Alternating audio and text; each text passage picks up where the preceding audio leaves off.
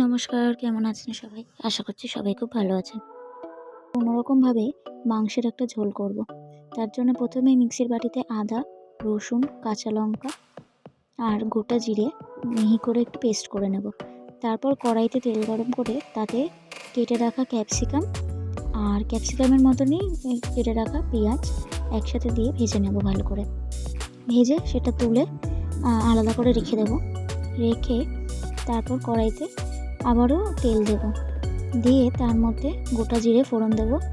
গোটা জিরে ফোড়ন দিয়ে তার মধ্যে একদম মিহি করে কিমা করে কুচোনো পেঁয়াজ দিয়ে দেবো। দিয়ে সব কিছু ভালো করে একটুখানি ভেজে নিয়ে তার মধ্যে আমি আজকে মাংসে আগে থেকে কোনো মশলা দিয়ে রাখিনি, পুরো কাঁচা মাংসটাই কড়াইয়ে দিয়ে একটু ভেজে নেব।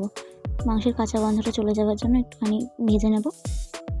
ভেজে একটা বাটির মধ্যে জল ঝরানো টক দই, তার মধ্যে 2 চামচ কাশ্মীরি লঙ্কার গুঁড়ো আর হলুদ দিয়ে দেবো। দিয়ে সেই পেস্টটাকে ভালো করে গুলিয়ে সেই পেস্টটা ওই মাংসটা ভাজা মাংসের মধ্যে দিয়ে দেবো। দিয়ে বাটি ধোয়া জল দিয়ে দেবো অল্প করে। দিয়ে সব কিছু ভালো মতন মিশিয়ে নেব। এবার এর মধ্যে পরিমাণ মতো নুন দিয়ে দেবো। প্রথমেই যদি নুনটা দিয়ে দিতাম তাহলে মাংসের থেকে আলাদা করে জল ছেড়ে যেত, মাংসটা ভালোভাবে কষা হতো না, তাই নুনটা একটু দেরিতেই দিলাম। দিয়ে আবারও সব কিছু ভালোভাবে মিশিয়ে নেব। এবার যতক্ষণ না মাংস থেকে ভালো মতন তেল ছেড়ে যাচ্ছে ততক্ষণ মাংসটাকে ভালোভাবে কষবো। কষে এবার তার মধ্যে ভেজে রাখা আলুগুলো দিয়ে দেবো। জল দিয়ে দেবো।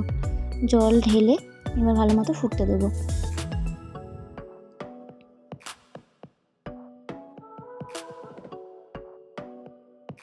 এবার চাপা দিয়ে দেবো।